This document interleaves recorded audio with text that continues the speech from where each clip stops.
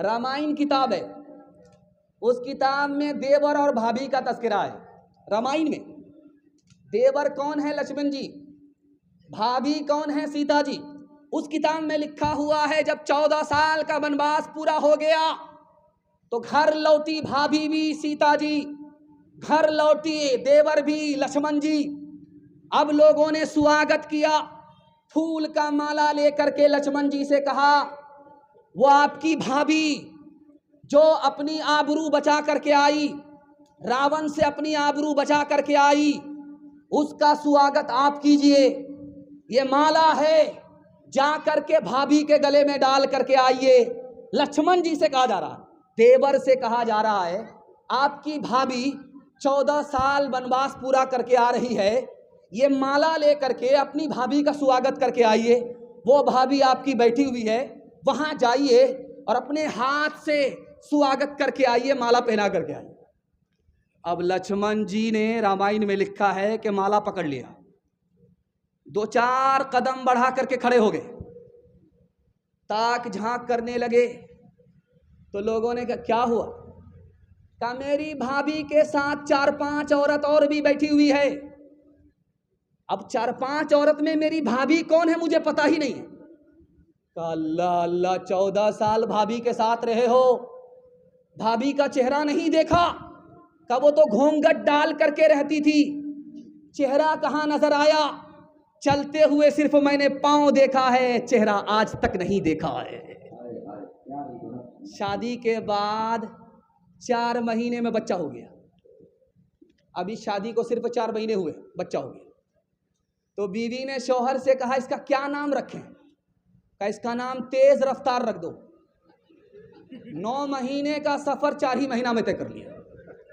कहाँ गई वो सीता मैया और कहाँ है अब मरियम, भारतवर्ष में जिनके चरित्र पे गर्व किया करते हैं हम, जो अपनी इतिहास बुला दे, आग लगे उस फैशन में, आग लगे उस फैशन में। हिंदुस्तान का चेहरा देखो सच्चाई के दर्पण में, हिंदुस्तान का चेहरा देखो सच्चाई के दर्पण में। अमन की देवी तड़प रही है गांधी जी के आंगन में, गांधी जी के आंगन में। एक किताब है, उसका नाम है महाभारत। उस किताब में लिखा है जब बाप जवान हो, बेटी जवान हो, तो तन्हाई में ना बैठे।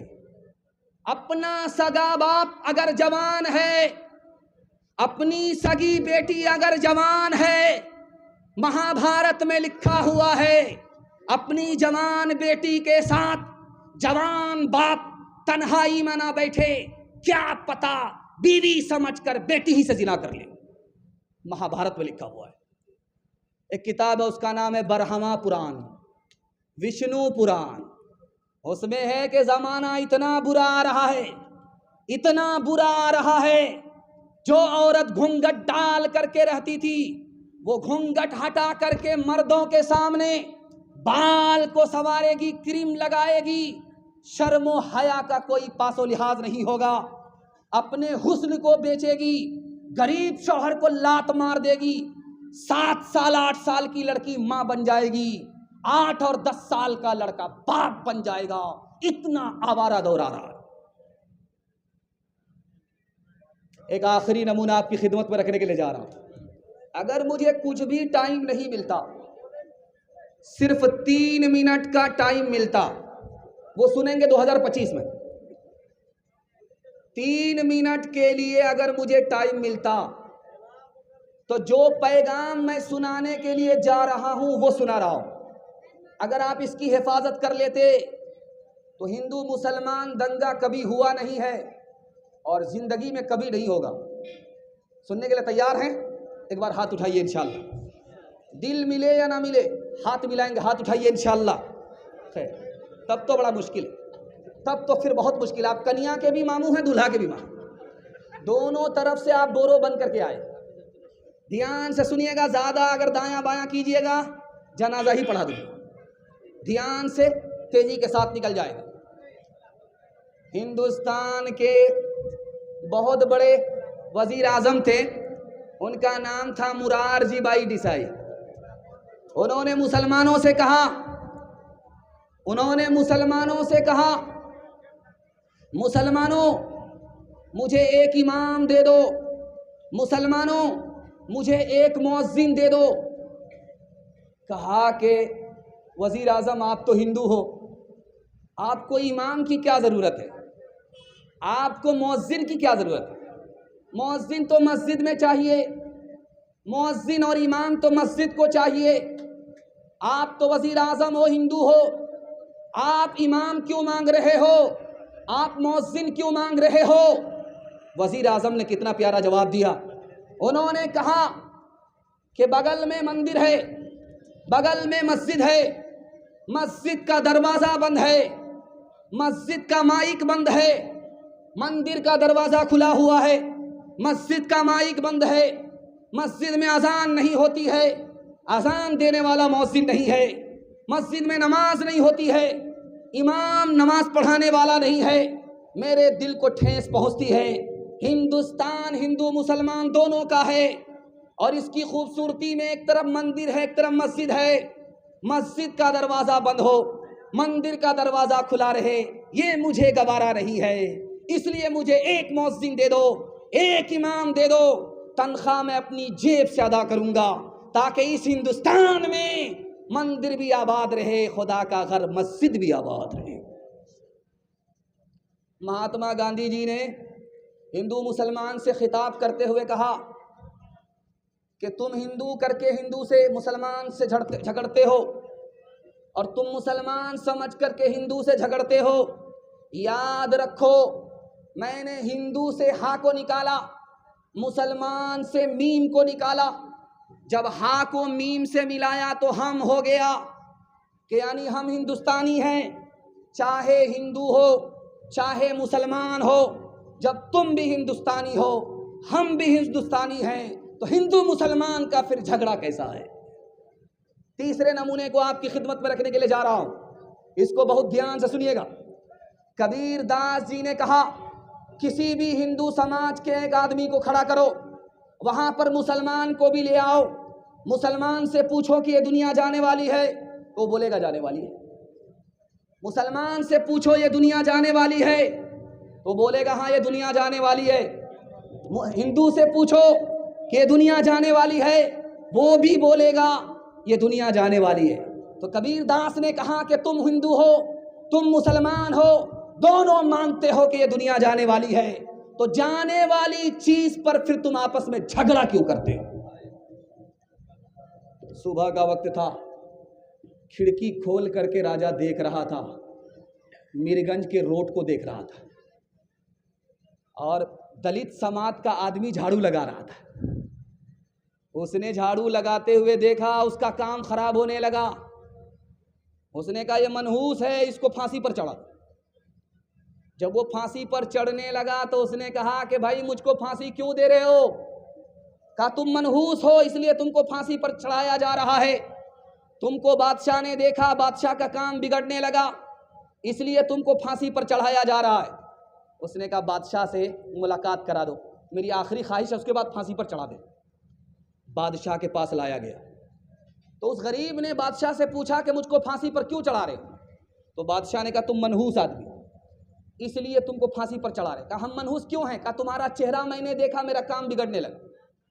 कहा हुजूर माफ कीजिएगा, मुझसे बड़े मनहूस तो आप हैं। तो बादशाह ने कहा वो कैसे? कहा हुजूर आपने मेरा चेहरा देखा, आपकी जान तो बची हुई है, आपका जहान गया, लेकिन मैंने आपका चेहरा देखा, मेरी तो जान जा रही है। अब फैसला कीजिए कि मनहूस कौन है? का भागा कछु घिर न रहाई, देखत नैन चला जग जाई। क्या भागा कछु घिर न रहाई, देखत नैन चला जग जाई। इकलक पूत सवा लख नाती, तारावन घर दिया न बाती। इकलक पूत सवा लख नाती, रावण घर दिया न बाती, लंका सी कोठी समुद्र सिखाई, तारावन की खबर न पाई, कहत कबीरा अंत की बारी, हाथ झाड़ जैसे चले जुआरी, कहत कबीरा अंत की बारी, हाथ झाड़ जैसे चले जुआरी, हवेली जो पुड़ी सबका मुकद्दर फूट जाएगा, अगर ये साथ हिंदू मुस्लिमों का छूट जाएगा, हवेली झोपड़ी सबका मुकद्दर फूट जाएगा। दुआ कीजिए कि हम में प्यार के रिश्ते रहे कायम, ये रिश्ते टूट जाएंगे तो भारत टूट जाएगा, ये रिश्ते टूट जाएंगे तो भारत टूट जाएगा। जवानों के हवाले से पैगाम, हमारे जवान सुनने के लिए तैयार? हाथ उठाइए इंशाअल्लाह। बूढ़े लोग गलती से हाथ मत उठाइएगा, बूढ़े लोग गलती से हाथ मत उठाइएगा। आप लोग सीधा जन्नत में जाकर के जवान होंगे, हूर से निकाह होगा, लेकिन यहां कोई चांस नहीं। ध्यान से सुनिएगा, तेजी के साथ निकल जाएगा। बाजार में आप जलसा सुन रहे हैं, बाजार में आपकी दुकान खुलती है, बाजार में आप सौदा लेने के लिए आते हैं। दुकानदार को भी तरक्की चाहिए, खरीदार को भी तरक्की चाहिए। तरक्की का राज मैं बता रहा हूं। अगर अंबानी के बराबर नहीं होंगे तो अंबानी से कम भी नहीं होंगे। मैं आपको बताने के लिए जा रहा हूं। करना क्या है वो इसका ध्यान से सुनिए। हलाल कमाना है, हिसाब से खर्च करना है। दो बात को याद रखिए। आप मेरा गिरेबान पकड़ सकते हैं। 1 साल में अल्लाह आपको 10 साल के बराबर तरक्की देगा। दुनिया पीछे होगी, दुनिया आपको पीछे नहीं कर सकेगी। हाथ उठाइए, वादा कीजिए। लोन पर पैसा उठा करके घर बनाएंगे, हाथ उठाइए इंशाअल्लाह। खैर मसला, जरा जलसा खत्म होने दीजिए, इसके बाद मुलाकात करते हैं आपसे। ध्यान से सुनिएगा, तेजी के साथ निकल जाएगा। लोन पर पैसा मत लीजिएगा, खानदान बर्बाद हो जाएगा।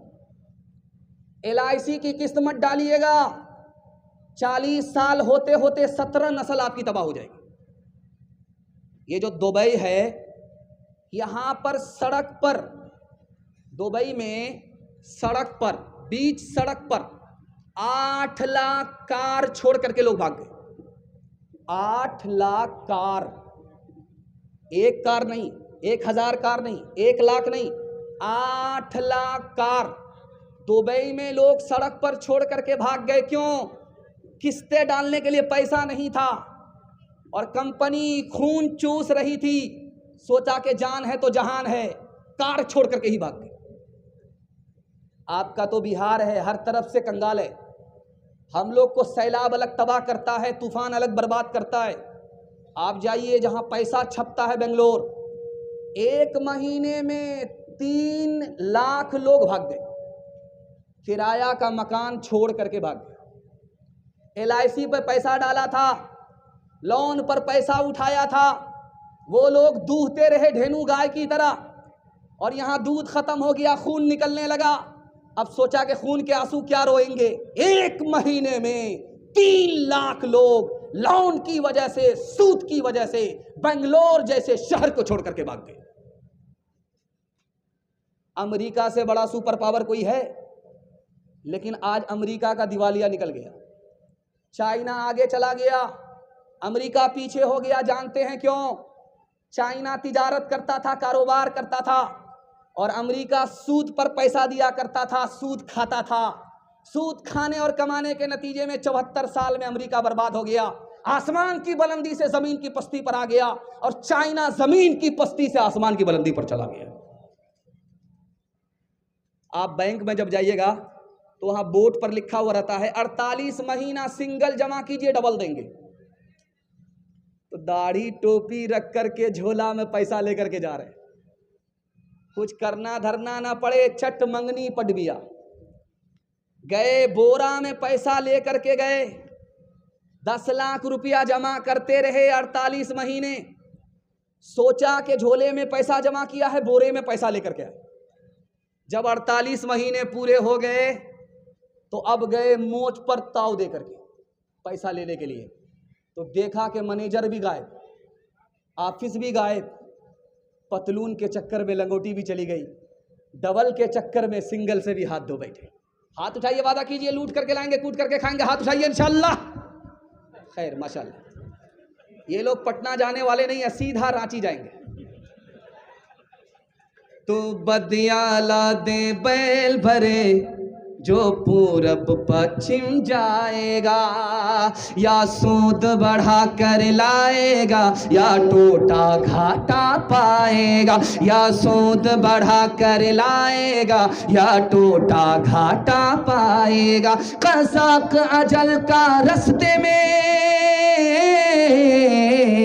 कसाक अजल का रस्ते में जब भाला मार गिराएगा, धन दौलत नाती पोता क्या एक कुंभा काम न आएगा, सब ठाट पड़ा रह जाएगा जब ला चलेगा बंजारा। ये दुनिया दो रंगी है, ये दुनिया दो रंगी है, ये दुनिया दो रंगी है, ये दुनिया दो रंगी है। एक तरफ अंधी दौलत की पागल ऐश परस्ती, एक तरफ जिस्मों की कीमत रोटी से भी सस्ती, एक तरफ है सोना गाछी, एक तरफ है सोना गाछी, एक तरफ चौरंगी है। ये दुनिया दो रंगी है, ये दुनिया दो रंगी है। आधा से ज़्यादा जलसा निकल गया। मुझे उम्मीद नहीं थी कि 12 बज जाने के बाद आप लोग इतना ताज़ा दम जलसे को सुनेंगे। मैं दुआ करता हूँ आपके जवान बेटों के लिए, अल्लाह इनको नौकरी अता फरमाए, जायज़ रोज़गार अता फरमाए। हाथ उठाइए, वादा कीजिए इंशाअल्लाह हलाल कमाएंगे, हिसाब से खर्च करेंगे। हाथ उठाइए इंशाअल्लाह। दूसरे को देख कर दिखा करके वलीमा करेंगे। हाथ उठाइए इंशाअल्लाह। खैर माशाअल्लाह। डिस्क ब्रेक मारने वाले इस मजमा में ज़्यादा लोग हो गए। मैं जिस बेदारी के लिए गल्ला फाड़ रहा था, माशाअल्लाह मजमा उतना बेदार हो चुका है। शराब के हवाले से पैगाम है, सुनने के लिए तैयार हैं? हाथ उठाइए इंशाअल्लाह। मुहर्रम में मगर अमल नहीं करेंगे, हाथ उठाइए इंशाअल्लाह। मुहर्रम में अमल नहीं करेंगे। ध्यान से सुनिएगा, तेजी के साथ निकल जाएगा। 1956 ईस्वी की रिपोर्ट है। फ्रांस ने बताया मुहर्रम में जो जवान दारू पीता है, जनवरी के जश्न में जो जवान दारू पीता है, दारू पीने की वजह से पहले बीमार पड़ता है, फिर बाद में उसको कैंसर लगने की वजह से मर जाता है। एक साल में 2000 जवान दारू से बीमार होकर के मर जाते हैं। 1977 ईस्वी की रिपोर्ट है अमेरिका की। 3,87,00,000 लोग एक साल में बीमार होते हैं। बुखार की वजह से कम बीमार पड़ते हैं, करोड़ों लोग दारू पीने की वजह से बीमार पड़ते हैं। 80% जवान दारू पीने के बाद मैदान हारता है, और जब होश आता है तो खुदकुशी कर लेता है, ट्रेन की पटरी से कट करके मर जाता है, फांसी के फंदे से लटक जाता है। और पागल होने वाले जवान की तादाद दारू पीने की वजह से 75% है। दारू से पहले माला माल था, दारू पीने के बाद कंगाल हो गया 79% जवान। जेल गया नहीं था, दारू पीने की नतीजे में चोरी किया, चमारी किया, जेल गया। 74% जवान दारू पीने की वजह से जेल जाता है। एक मिसाल आपके सामने रखने के लिए जा रहा हूं। ये मार्केट है, यहां पर मुर्गी का गोश्त खरीदने के लिए लोग आते। आप जुमेरात के दिन और इतवार के दिन इसी मीरगंज में आइए, मुर्गी का गोश्त खरीदिए, सिर्फ 2 बोटी, 2 बोटी खरीद करके ले जाइए। ये पानी की बोतल है, पकड़ाइए हाथ में, ये पानी की बोतल है। जो गोश्त की बोटी आपने मिर्गन में खरीदा, पानी की एक बोतल में उस बोटी को डाल दीजिए, 3 दिन के लिए छोड़ दीजिए। और शराब की एक बोतल खरीद करके लीजिए, और दूसरी बोटी जो गोश्त की है, गोश्त का जो टुकड़ा है वो शराब की बोतल में डालिए और 3 दिन के लिए छोड़ दीजिए। 3 दिन के बाद आप देखिएगा, जिस गोश्त के टुकड़े को आपने पानी की बोतल में डाला उसका रंग नहीं बदलेगा, जैसा कल था वैसा आज रहेगा। लेकिन जिस गोश्त के टुकड़े को आपने शराब की बोतल में डाला है, उसको 3 दिन के बाद देखिए, उसका रंग ऐसा बदलेगा जैसे चर्बी का रंग होता है। जब आदमी गिलास शराब पीता है तो दिल के ऊपर चर्बी चढ़ जाती है, सांस रुक जाती है।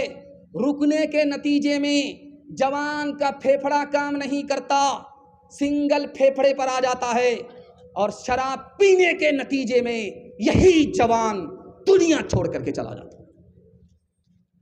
आपके घर में कच्चा अंडा होगा, अब ये जाड़े का मौसम आया है, लोग अंडा उबाल करके खाते हैं। जाड़े का मौसम आ गया है, लोग सुबह सवेरे अंडा उबाल करके खाते हैं। कच्चा अंडा तोड़ करके आप शराब के गिलास में डालिए, वो ऐसे पक जाएगा जैसे आग पर अंडा पकता है। कल तजर्बा करके देख लीजिए, शराब के गिलास में आप कच्चा अंडा तोड़ करके डालिए, वो ऐसे टाइट हो जाएगा जैसे चूल्हे पर उबला हुआ अंडा। इससे अंदाजा कीजिए कि शराब के अंदर कितनी आग है। कच्चा अंडा जाता है, पक जाता है, जब गिलास की गिलास शराब अंदर जाएगी तो अथड़ी का क्या हाल होगा।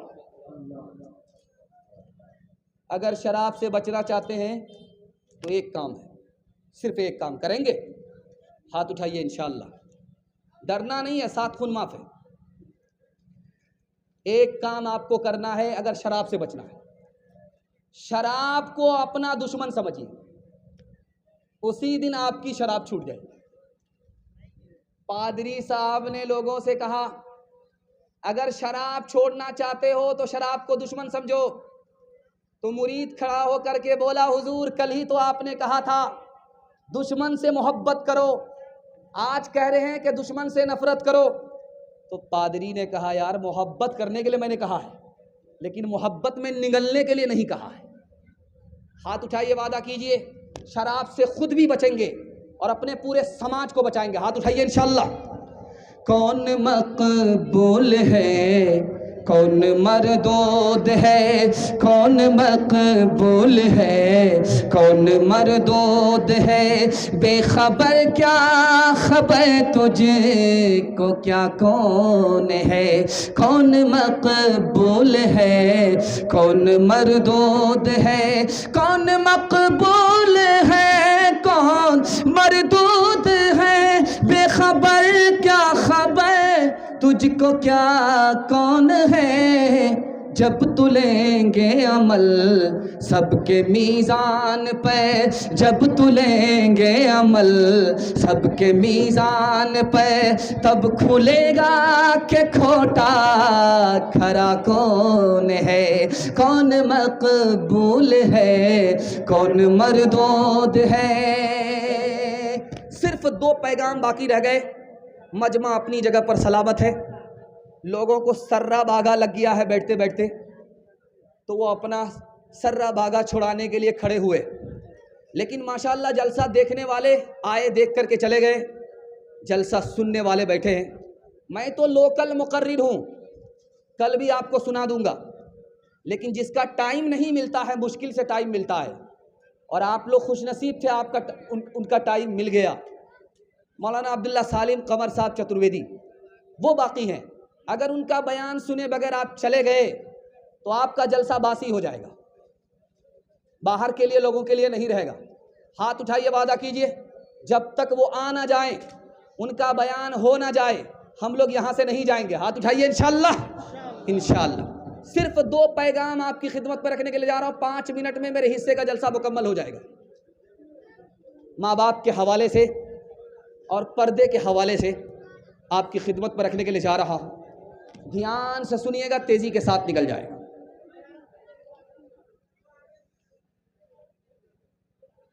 ये जो कुर्सी है, इस कुर्सी के नीचे आप घर में देखेंगे तो बिच्छा निकलता है, चौकी हटाएंगे तो बिच्छा निकलता है।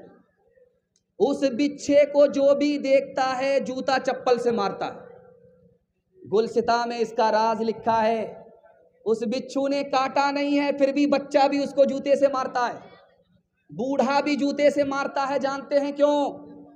जब वो बिच्छू अपनी माँ के पेट में था, उसकी माँ ने उसको संभाले रखा। जब वो बड़ा हो गया तो अपनी माँ के पेट को फाड़ करके वो बाहर निकल गया। माँ के ऊपर उसने जुल्म किया। बचपन में जिस माँ ने उसको संभाला उस पर उसने सितम किया। उसका नतीजा ये है कि उसको कोई भी देखता है जूते से खबर लेता है। 3 तरह के बेटे होते हैं। एक बेटे का नाम है पूत, दूसरे बेटे का नाम है सपूत, तीसरे बेटे का नाम है कपूत। कबूलियत की घड़ी है, इसको ध्यान से सुनिएगा। अल्लाह से दुआ करता हूं अल्लाह आपको होनहार बेटा अता फरमाए। एक बेटा है जो पूत है, माँ बाप ने दौलत बनाया, उसको बचा करके रखा, बढ़ा नहीं सका, ये बेटा पूत है। दूसरा बेटा सपूत है, माँ बाप ने जो दौलत बनाई उसको बचाया भी और उसको बढ़ाया भी, ये सबसे होनहार बेटा है। मैं दुआ करता हूं ऐसा होनहार बेटा सबको अल्लाह अता फरमाए। तीसरा बेटा है जिसका नाम है कपूत। कपूत कौन बेटा है? कबूलियत की घड़ी में पनाह मांगिए। ये नालायक बेटा है, माँ बाप की दौलत तो बचा नहीं सका, माँ बाप की दौलत को बढ़ा नहीं सका, माँ बाप की दौलत को दारू में, जुआ में, शराब में बर्बाद कर बैठा। कबूलियत की घड़ी है, दुआ करता हूं अल्लाह ऐसे नालायक बेटे से आपकी हिफाजत फरमाए। माँ बाप मोहब्बत से अपने बच्चे को पालते हैं, लेकिन जब बच्चा जवान होता है तो माँ को भी डांटता है, बाप को भी डांटता है, बाप को भी धक्का मारता है, माँ को भी धक्का मारता है। बड़े प्यार से पाला पोसा, लेकिन जवान हुआ माँ बाप के साथ सख्ती करता है। जानते हैं क्यों? अपने बचपन को भूल गया। कितनी मोहब्बत से बाप ने पाला, अपनी जवानी घुला दी। कितनी मोहब्बत से माँ ने पाला, कच्चे में सो गई, सूखे में सुलाया। अपने बचपन को भूल गया है, इसलिए माँ बाप के साथ सख्ती कर रहा है। एक मिसाल पर पैगाम खत्म कर रहा हूं, सुनने के लिए आप लोग तैयार हैं? हाथ उठाइए इंशाअल्लाह। बिल्कुल तैयार है माशाअल्लाह। बहन से ज्यादा साली पर मेहरबान होंगे, हाथ उठाइए इंशाअल्लाह। ध्यान से सुनिएगा, चाहे रंगपुरा हो चाहे मिर्गंज हो, जिस लड़की की शादी होती है वो जब ससुराल जाती है तो पहली मर्तबा जल्दी आ जाती है।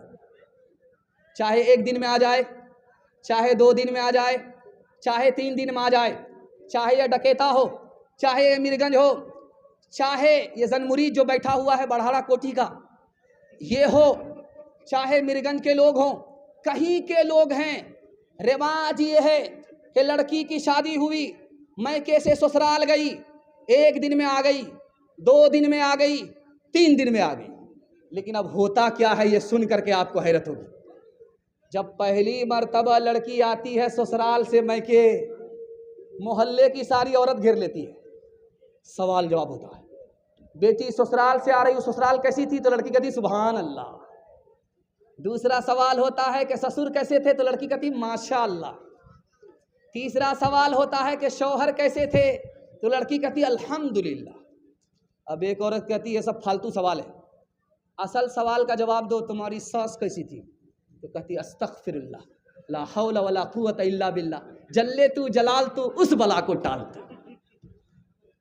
माँ को समझ में आ गया मेरी बेटी को सब पसंद है, सास पसंद नहीं है। तो माँ ने कहा बेटी तुम्हारे जवाब से मुझको दुख हुआ, ये बताओ पहली मर्तबा जो ससुराल गई थी कौन लेकर के गई? कहा सास आई थी। 100 लड़की में हमको पसंद किया, 99 को छांटा और मुझको अपने बेटे की बहू बना करके मैके से ससुराल ले आई। अब माँ ने मौके का चौका मारा कि बेटी ये सास का ही एहसान है, इतनी अच्छी ससुराल मिल गई।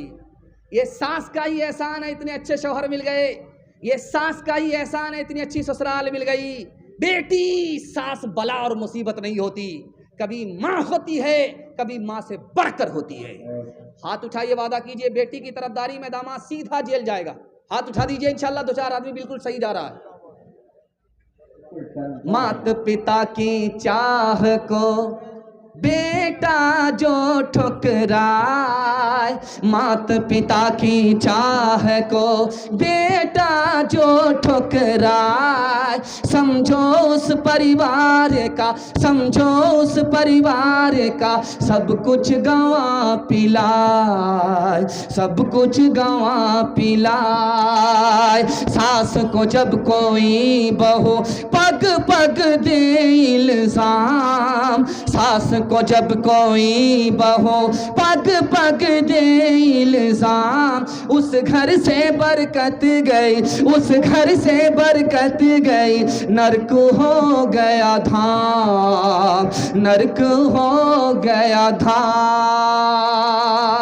आखिरी पैगाम ज़हमत तमाम आपकी खिदमत में पर्दे के हवाले से पैगाम है, सुनने के लिए तैयार है कि जोश के साथ हाथ उठाइए इंशाअल्लाह। बड़ा खूबसूरत जलसा तेजी के साथ निकल गया, अल्लाह जज़ाए खैर दे। जलसा इतना खूबसूरत है, आपकी चमकती हुई इतनी पेशानी है, दिल से दुआ करता हूँ अल्लाह आपकी जवान बेटी के लिए गैब से मुनासिब जोड़े का इंतजाम फरमाए। मेरा पैगाम ख़त्म हो गया, आपसे वादा लेना चाह रहा हूँ। 3 वादे पर आप खड़े हो जाइए, 3 वादा दीजिए कि हम 3 काम छोड़ देंगे, ज़िंदगी भर के लिए आज के मिरगन का ये जलसा कामयाब हो जाएगा। अच्छा देखिए, चलते चलाते ये जो जलसा हो रहा है, जिस मदरसे के बैनर तले हो रहा है, वही पैगाम मैं भूल गया था। आपकी शक्ल देख करके मुझे याद आ गया, अगर इजाज़त दीजिए तो मैं सुना देता हूँ, सिर्फ 3 मिनट लगेगा। इजाज़त है? हाथ उठाइए इंशाअल्लाह। डॉक्टर को फीस नगद देंगे और मदरसे के उस्ताद को तनख्वाह उधार। हाथ उठाइए इंशाअल्लाह।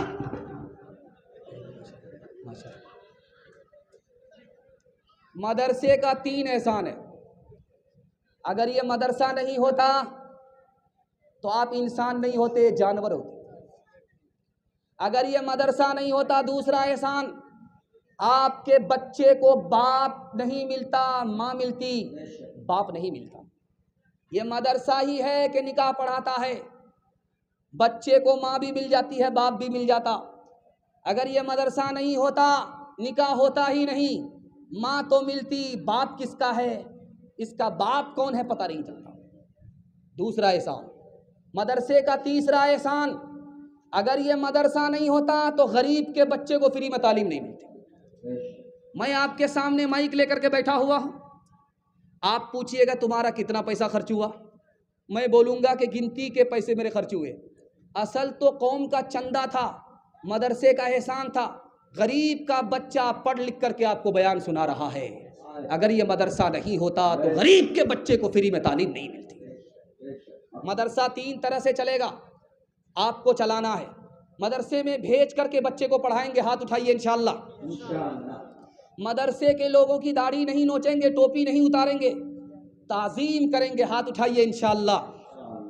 और मदरसे को ताउन की ज़रूरत पड़ी तो हम अपनी जेब से, अपने ख़जाने से मदरसे को ताउन करेंगे, हाथ उठाइए इंशाअल्लाह। जो बेवकूफ़ होगा मदरसे में जाएगा, अक्लमंद स्कूल जाएगा, हाथ उठाइए इंशाअल्लाह।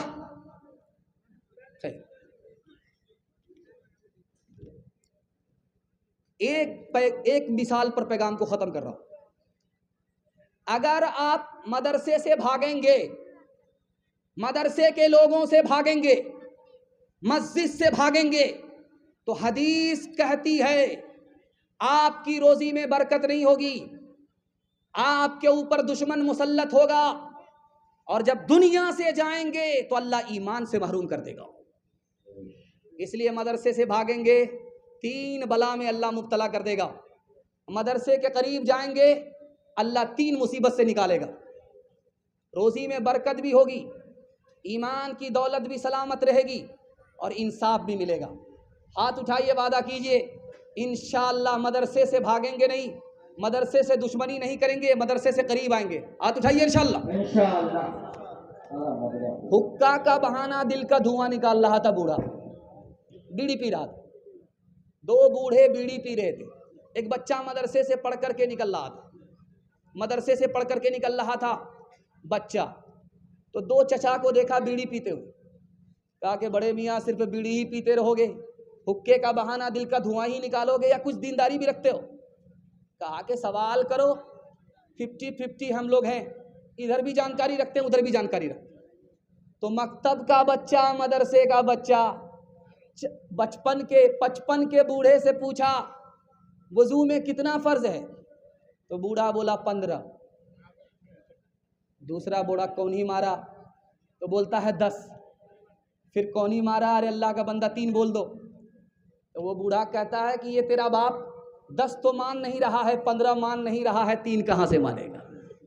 हर दम बरस रहे हैं अनवार मदरसों में, आकर तो कोई देखे एक बार मदरसों में, गुफ्तार मदरसों में, किरदार मदरसों में, दिन भर तिलावतें हैं,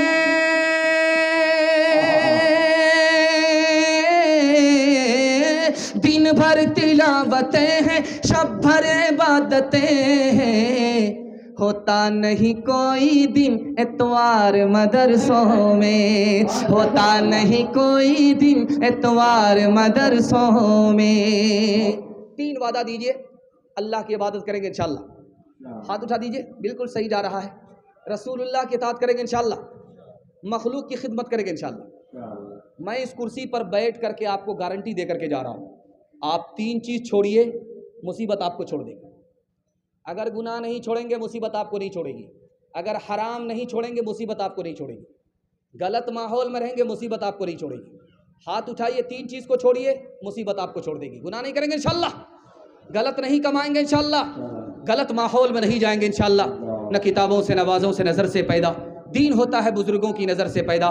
नहीं सीखा इन्होंने दीन रहकर शेख के घर में, पले कॉलेज के चक्कर में मरे साहब के दफ्तर में, थे केक के चक्कर में तो रोटी भी गई, बड़ी शय की ताक में थे तो छोटी भी गई, न मानी बात वाइस की, थे पतलून के चक्कर में तो लगोटी भी गई। वाखिर दावाना अनिल हम्दुलिल्लाहि रब्बिल